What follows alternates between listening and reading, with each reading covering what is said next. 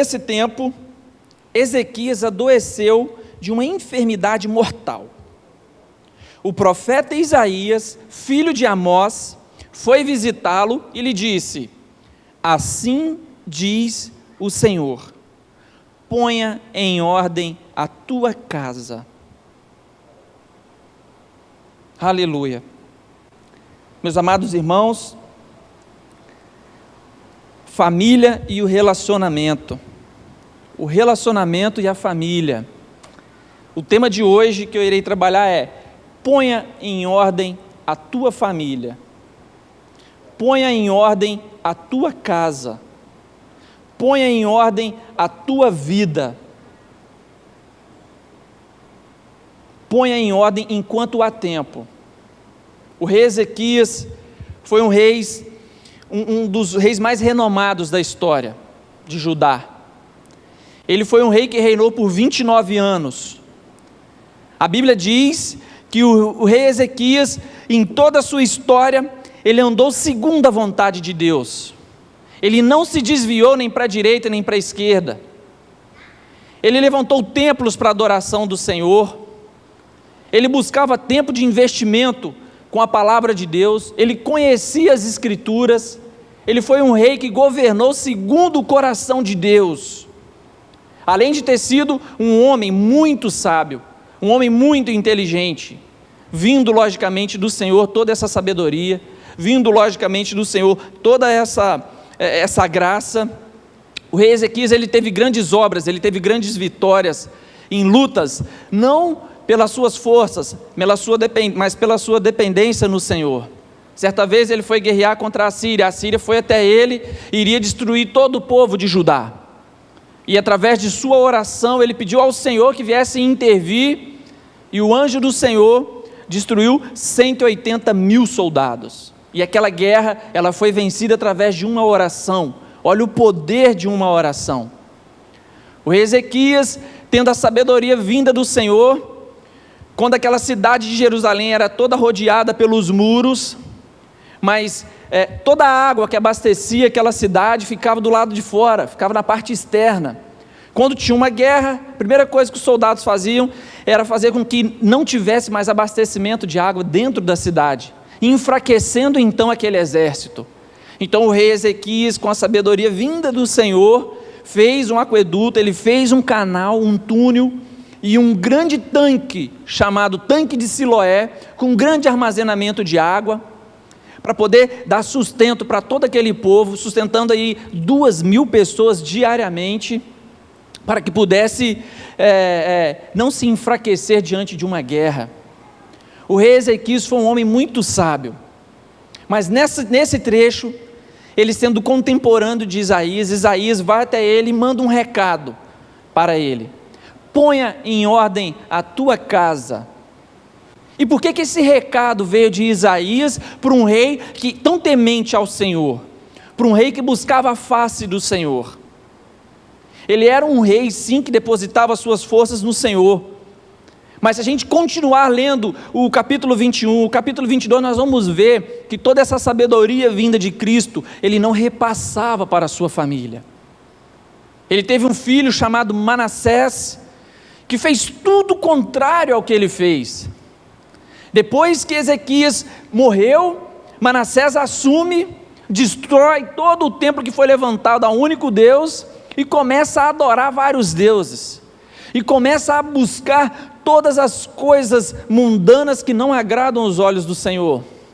Manassés faz tudo diferente do que Ezequias havia feito.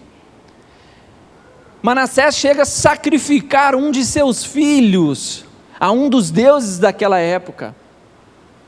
Ele chega a sacrificar o seu filho, ou seja, neto de Ezequias. E por que um filho de um pai tão exemplar está tão depravado assim? Por que nos dias de hoje os filhos acabam se desviando, acabam se afastando, sendo que os pais estão perseverando na presença do Senhor? Meus irmãos, nós vemos que Ezequias investia muito tempo no reino dele. Ezequias investia muito tempo tempo em todas as coisas voltadas para o reinado, mas esquecia a família. Trazendo para o contexto atual, Ezequias tinha 2 empregos. Ele trabalhava de 7 da manhã até as 17, 18 horas, em uma empresa corporativa.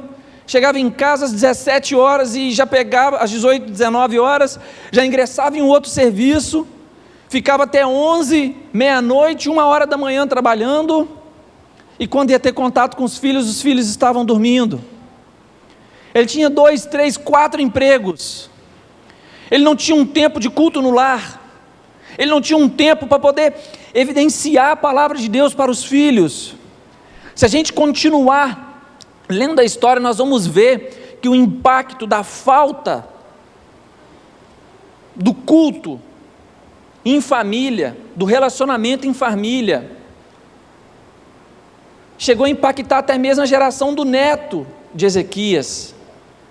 Até mesmo o neto dele foi impactado. Nós sabemos que Manassés é o seu filho e Amon assumiu o reinado logo depois, que é o seu neto, que também fez tudo errado. Que adorava outros deuses, Mamon, Netusa, todos os deuses daquela época, e esquecia totalmente da palavra de Deus, ou nem conheceram. E a alerta que o Senhor nos traz hoje, meus irmãos, é que não há nada mais importante nesta terra, algo terreno, do que a nossa família. Não adianta você ganhar o mundo inteiro, como Davi, e perder a tua família. Assim também como Noé perdeu o mundo inteiro, mas ganhou a sua família. Percebo que cada momento da humanidade, Deus ele age de uma maneira, através de um homem. Uma família foi salva e todo mundo se perdeu, através de Noé. Através de Davi, nós vemos que os salmos que ele escreveu e o impacto dele, ele ganhou todo mundo, mas perdeu a sua família. Ezequias também. Quem sabe o tempo que nós estamos vivendo não é para que nós, através de nossas famílias, uma família sólida, uma família conhecedora da palavra, que dedica tempo em oração, que dedica tempo em evangelizar, através de nossa família, nós venhamos ganhar o mundo. Quem sabe Deus não está preparando a nossa geração para isso? Quem sabe Deus não escolheu esse momento, não nos separou exatamente para fazer a diferença nisso? E não pense vocês que é fácil, a partir de agora, colocarmos a disciplina de fazer o culto no lar todos os dias. Não pense vocês que é fácil, que a partir de hoje, nós colocarmos em prática a oração em família. Eu sei que não é fácil. Eu estou aqui pregando a palavra para vocês, mas o primeiro a receber essa palavra vinda do Senhor fui eu. Muitos dos dias, muitas vezes eu chego do trabalho às 20 horas, chego em casa 8 horas da noite, cansado, é o tempo de chegar, tomar um banho, às vezes nem comer, é chegar, tomar um banho, comer, eu só vou querer cama, eu nem olho para a palavra de Deus, eu nem olho, e sabe como que eu oro ainda? Deitado. Senhor, abençoa esse dia, obrigado por esse dia, abençoa minha noite, me dá uma noite de sono, e quando eu vejo eu já acordei no outro dia. Mas o que nós vemos no texto é que Ezequias prioriza o reino, prioriza andar, mas ele não discipula a sua família. Eu me sinto privilegiado por ter a oportunidade de trazer a palavra de Deus hoje nesse contexto, porque uma nova fase da minha vida está iniciando. Uma nova fase da minha vida, e o Senhor já está me preparando para isso. Hoje, graças a Deus, eu sou um servo de Deus, mas eu quero trabalhar, eu quero pedir a misericórdia do Senhor, trabalhar na presença dEle, para que meu filho também seja, para que minha esposa também seja, para que meus netos também sejam. Só que para que isso venha acontecer, nós precisamos investir tempo na nossa família. Abrir mão um pouco disso daqui, abrir mão um pouco da televisão. E eu não desafio vocês, eu não desafio ninguém aqui a abrir mão de 2 horas do dia, não, porque eu sei que no momento que nós vivemos hoje, é impossível. Muitas famílias aqui não têm 2 horas em casa, acordados. Muitos aqui não têm 2 horas acordados ali em comunhão. Muitos aqui só têm um momento do almoço, ou até mesmo somente o momento da janta, quando tem. Então eu desafio vocês a começar por muito pouco, no momento do jantar, que todos estejam reunidos na mesa.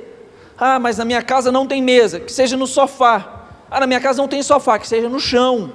Mas que todos façam uma oração, que todos empenhem tempo de conversa e abandone o celular. Não há nada mais importante nessa terra do que a sua família, meu irmão. Não há nada mais importante nessa terra do que aqueles que estão dentro da casa todos os dias contigo, e você precisa lutar por eles, e você precisa batalhar por eles. Depois desses minutinhos no jantar, começa a separar 15 minutos diários.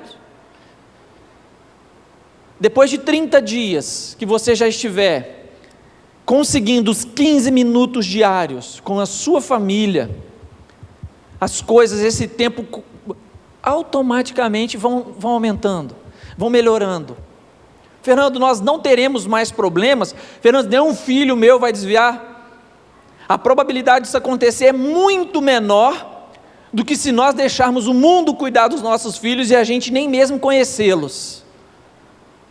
A garantia quem pode nos dar é o Senhor e não o Fernando. Mas o que o Fernando está hoje trazendo a mensagem, sendo boca do Senhor, é que a probabilidade disso acontecer é muito menor, porque seu filho, sua esposa, seu marido estará sendo discipulado por você.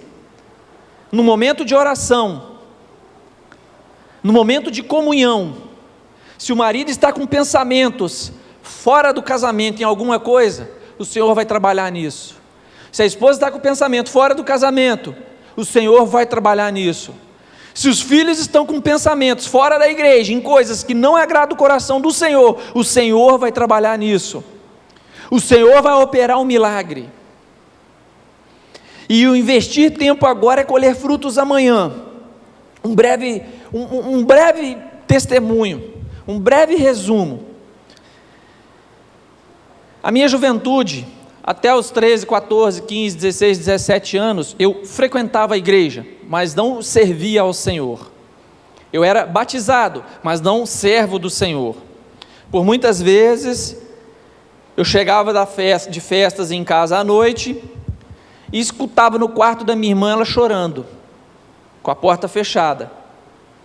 Por muitas vezes, eu via minha irmã orando e clamando ao Senhor, aonde somente ela na nossa casa era serva de Deus, somente ela no nosso lar servia ao Senhor, ia à igreja, conhecia a palavra, separava tempo. E hoje, através daquelas orações que foram feitas lá no passado, eu e minha casa servimos ao Senhor. Eu sou fruto de uma oração que foi feita há 15, 20 anos atrás.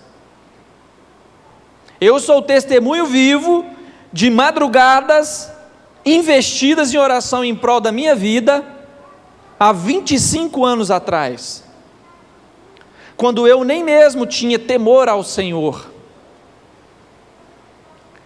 Volto a dizer que a probabilidade do Fernando se desviar, não conhecendo a palavra, não tendo comunhão, é muito maior do que tendo relacionamento com Cristo e com a família dentro de casa. Percebam, meus irmãos, a importância que tem do relacionamento da sua família para herdar o reino dos céus, para propagar o evangelho, para ser referência, para as pessoas olharem: eu quero ser como aquela família, eu quero ser como aquele casal, eu quero ser como aquela criança, eu quero conhecer a Deus, eu quero amar a Deus como aquelas pessoas ali. E o meu objetivo, em hipótese alguma, meus irmãos, é vir aqui, ser falso moralista, ser moralista, querer impor algo impossível no tempo atual. Mas nós precisamos dar importância ao que de fato é importante. E com tantas percas que estamos tendo, de pessoas que não conhecem a Deus, de pessoas que não estão na presença do Senhor, que nós sabemos que vão queimar no inferno. Isso quem está afirmando não é o Fernando, é a palavra de Deus. Se não está seguindo a palavra de Deus, se não está servindo, não há meio termo, vai queimar no inferno. E não há nada que nós possamos fazer mais. Morreu aqui e acorda no inferno no mesmo instante, e não há nada que possa ser feito. Mas enquanto há vida, nós podemos sim fazer a diferença. Nós podemos orar, nós podemos clamar, nós podemos pedir para que esteja na presença do Senhor. Se está com dúvida de alguém, se vai ou não para o céu, leia a palavra de Deus, leia os evangelhos, leia Romanos, leia Efésios, e aí você terá um entendimento, se a vida que essa pessoa vem tendo na terra justifica a salvação. Então, meus irmãos, o Senhor nos chamou aqui hoje para ter um entendimento de que nós podemos fazer a diferença na nossa casa, colocar em ordem a nossa casa, colocar em ordem a nossa família, para que possamos alcançar a salvação, para que possamos ter, ó Deus, para que possamos ter, Senhor, a Tua misericórdia, e que a nossa família possa ser salva, e que através de nossa família possamos salvar outras famílias, discipulando, ensinando, orando, jejuando, pagando o preço, porque depois que morre não tem mais jeito, não há nada que possa ser feito.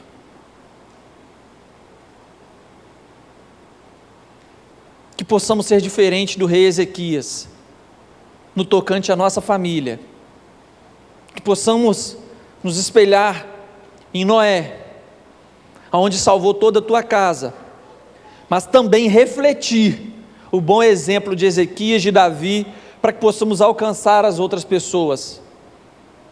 Mas se a nossa casa não está bem fundamentada na palavra, dificilmente nós teremos forças para ganhar alguém do lado de fora. Se a nossa casa não está arrumada, dificilmente nós teremos forças para arrumar a casa dos outros. Se a nossa casa não está em ordem, dificilmente nós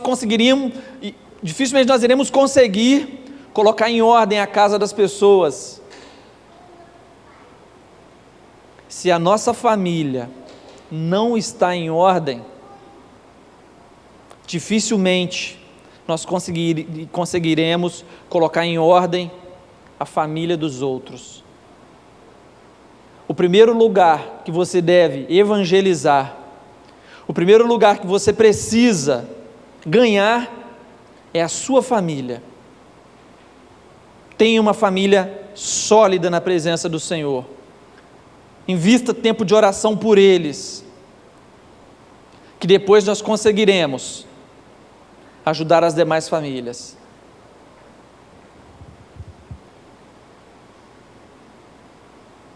Que essa palavra, meus irmãos, possa alcançar o coração de vocês, que possa nos tornar servos diferentes, que possamos olhar para a palavra de Deus e pedir para que Ele tenha misericórdia de nós, para que no tempo vindouro nós possamos fazer ainda mais a diferença. E agradeça ao Senhor, porque nós estamos aqui hoje com fôlego de vida, com tempo para poder fazer a diferença, pois ainda há tempo de colocar em ordem a tua família.